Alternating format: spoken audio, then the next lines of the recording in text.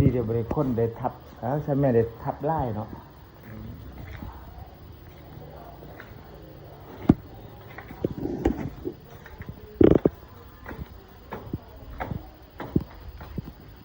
นี่แอร์คือบอกแกะไข่ซีรีเบียกินบ่เก็บเล็กไหมเก็บไปแม่ไข่มือเลี้ยงเอานั่งกินเบียร์ฮั่นเอาเบิ่งผู้สาวเบิ่งลูกเรามันเล็กเนี่ยไม้นี่ทำลงคันไม้นี่บ่เอาเลยนะไม้ทิ่มเลยนะตัวนี้นะนั่นได้เคยกดทิ่มแล้วนะว่าบ่อันนี้นะยันทิ่มเลยบ่ท่าเก็บนึงมามีแต่บานประตูบองเยี่ยมเนาะเก็บเอาไปเนาะเป็นตัวนี้นะบ่นั้นเรามีแต่ทิ่มเลยรถยูทิ่มตั้งเข้าตักเอา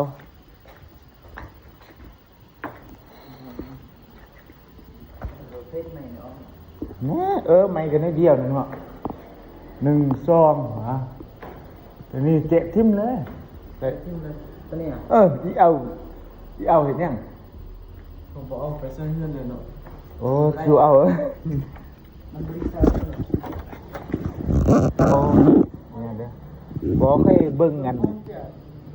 เบิ่งค่อยทับเนี่ยอนุญาตเด้อตัวนี้ทับมันเนาะอีลมกระเตียวคนอ้องเริ่มมืออื่นเลยแหละ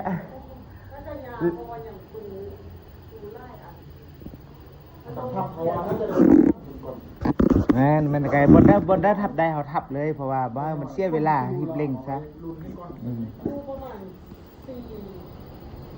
ตู้ใหญ่อยู่ถึง4ประมาณ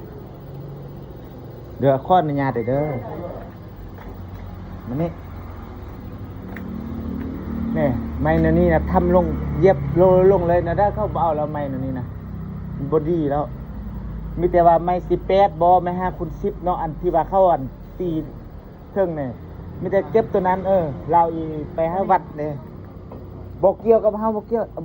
บ่เอาแต่ไม้อันวงประตูเยี่ยมนะเราเอาแต่ไม้ที่ว่าใช่มันนี่ดีไม้นี่เครื่องล้างคาล้างคาอะไรอีมางนี่น่ะเปลี่ยนแต่ลังคาที่ว่าเนาะเวียกเนี่ยลังคามั่งหมดน่ะลังคาที่โค่นจับสัตว์ว่าเอาลงมั่งเอาไม้ฮะก็เมียนดอกแต่แม่นมืออื่นมากเลยเอาเฮ็ดตัวใดเนาะเฮาทับตัวดูลุ่มได้ก็ทับตัวลุ่มทับเทิงเพราะว่าเฮาเลี้ยงคนเข้าโลดอันนี้ไม่ได้เอาประเภทไม้ประตูบองเยี่ยมกับไม้ลังคาซื่อลงนะประเภทไม้ที่ดีกันมันยุ่งยากนี่เฮาบ่เอา